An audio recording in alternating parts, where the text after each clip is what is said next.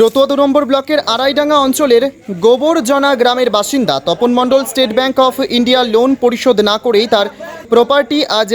Seal করল state ব্যাংকের কর্তৃপক্ষ। ইতিপূর্বে ২০২৩ সালে তার প্রপার্টি সিল করা হয়েছিল, কিন্তু জোরপূর্বক তপন মণ্ডল এবং তার পরিবারের লোকজন সিল ভেঙে পুনরায় সেই বাড়িগুলোতে বসবাস করতে শুরু করেছিল।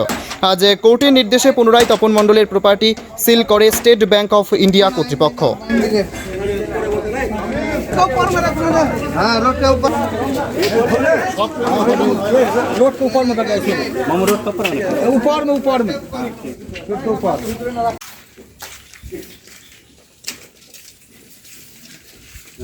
যখন আমি ভালো করে বলছি তপন মণ্ডল ওই দিকে থাকছিল, ওর বাড়ি ওই দিকে, আর এটা ঘর হচ্ছে আমার।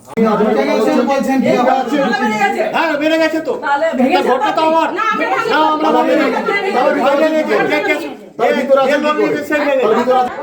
একটা আমাদের এখানে অ্যাকাউন্ট ছিল ব্যাংকের, সেটা আমরা 2023-এ পজিশন নিয়েছিলাম মাননীয় ডিএম মালদার অর্ডার অনুযায়ী আর কি, সারফেসি অ্যাকশনের যে নিয়ম, তাতে করে শিলিগুড়ি সার্ভ থেকে অথরাইজড অফিসার